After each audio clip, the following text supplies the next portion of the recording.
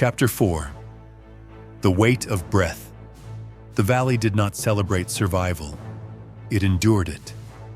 Smoke rose thicker that evening, not from cooking fires, but from damp wood laid deliberately to drive insects from the wounded. The air carried the metallic scent of blood and crushed fern. Warriors who had stood unshaken on the ridge now sat with torn flesh bound in strips of linen and wool. Low voices replaced battle cries. Pain was handled without spectacle, but it was present in every tightened jaw and controlled breath. He stood at the edge of it all, uncertain where he belonged. Several of the injured watched him openly now, not with hostility, not entirely with gratitude either. It was something more complex, a recalibration. They had seen him move. They had seen what he could do with empty hands against iron and discipline. The memory of it lingered in the way their eyes followed him when he shifted his weight. The tall warrior approached from the central fire. There was dried blood across his forearm, though none of it appeared to be his own.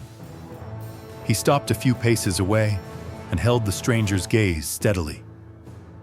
No words were exchanged. None were shared between them anyway. Instead, the warrior placed the butt of his spear into the earth and inclined his head once, short, restrained, but unmistakable. It was not submission. It was acknowledgement. The stranger inclined his own head in return.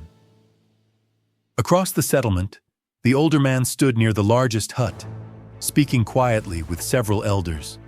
Their faces were weathered by years and wind, their cloaks heavier, marked with subtle patterns woven into the fabric. They did not look toward him immediately. When they finally did, it was not curiosity that marked their expressions, but contemplation. The woman who had first treated his wounds moved between the injured with steady efficiency. She pressed cloth against a young warrior's thigh, binding it tightly. When she finished, she wiped her hands clean and approached the stranger again. She gestured toward his ribs and shoulder, reminding him without words that his own body had limits. He followed her into the hut once more. Inside, the fire burned lower than before, casting long amber shadows against curved walls. She guided him to sit and carefully unwrapped the binding around his shoulder. The wound should have looked worse after the battle. Instead, it appeared contained. The swelling had not worsened. The edges were clean. She studied it in silence longer than before, her brow furrowed. She pressed gently along his ribs next. He expected sharper pain than came. There was tenderness, yes, but not the deep instability that should have followed such impact. Something beneath the surface was knitting faster than nature intended. Her hand stilled. For a moment she did not look at his injuries, but at him. There was no fear in her eyes. There was question. Outside, a low chant began near the central fire. Not loud, not ceremonial, a grounding rhythm more than anything else. Voices joined gradually, men and women alike, carrying a melody older than memory. It was not directed at him, yet it moved through him all the same, settling into bone and breath. The woman finished rewrapping his shoulder and rose. She extended her hand, palm open. He hesitated only a moment before taking it. She led him back outside. The tribe had gathered in a loose circle around the fire. The wounded sat among them, supported by family. Children watched from behind cloaks and shoulders. The tall warrior stood opposite the older man now, tension no longer sharp but contained. When the stranger and the healer stepped into the firelight, the chanting softened but did not stop. The older man moved forward slowly. He carried no weapon. In his hands was a small carved object, wood darkened by years of touch. Symbols were etched into its surface in spirals and intersecting lines. He stopped before the stranger and raised the carving slightly, speaking in a measured cadence. The words were incomprehensible. The meaning was not. This was judgment, or perhaps recognition. The older man stepped closer and reached out. With surprising steadiness, he pressed the carved wood lightly against the stranger's chest, directly over the sternum. The contact was brief but deliberate. A murmur passed through the gathered tribe. The older man spoke again, louder this time, his gaze never leaving the stranger's face. When he finished, he lowered the carving and turned, addressing the people as a whole. The chant resumed, stronger now. The tall warrior stepped forward and placed his spear horizontally between them, offering it not as a weapon but as a bridge.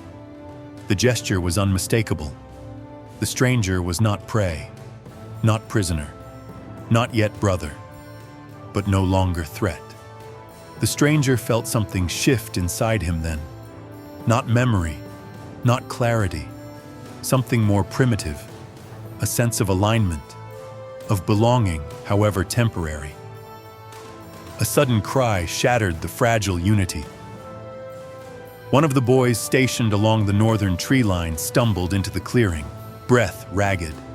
He spoke quickly, urgently, pointing toward the ridge opposite the earlier battle. The chanting stopped instantly.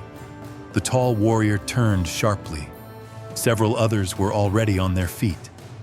Another horn call rolled faintly through the forest. Not from the south this time, from the north. They were testing the perimeter.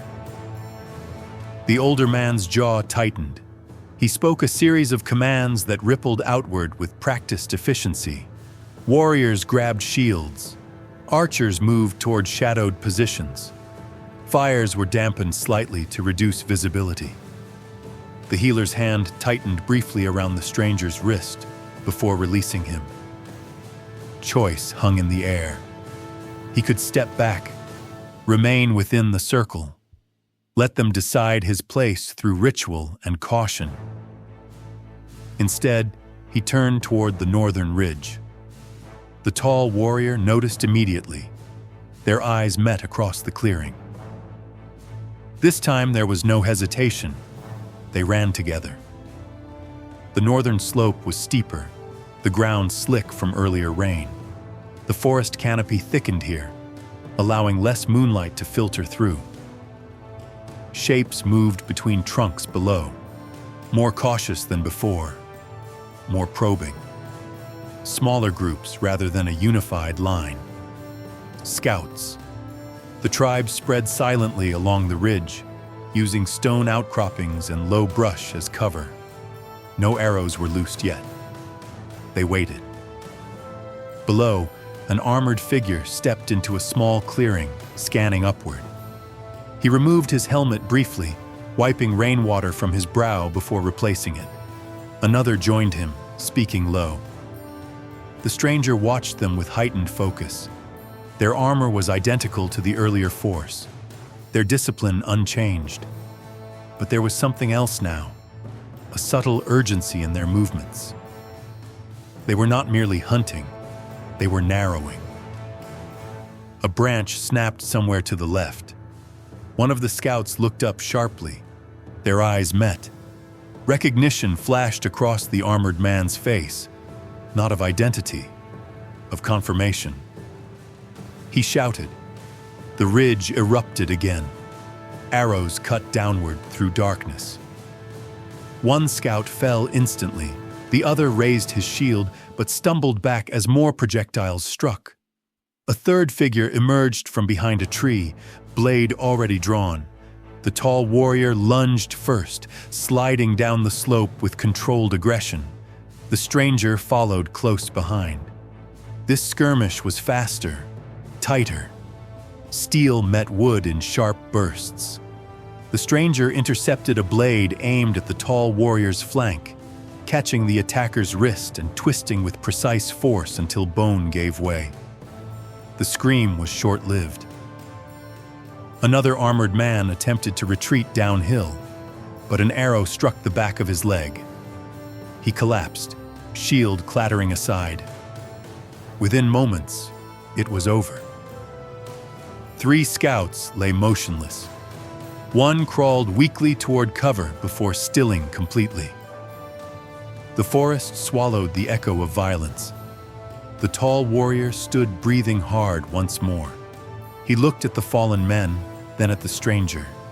There was no fear left in his gaze now, only acceptance of reality.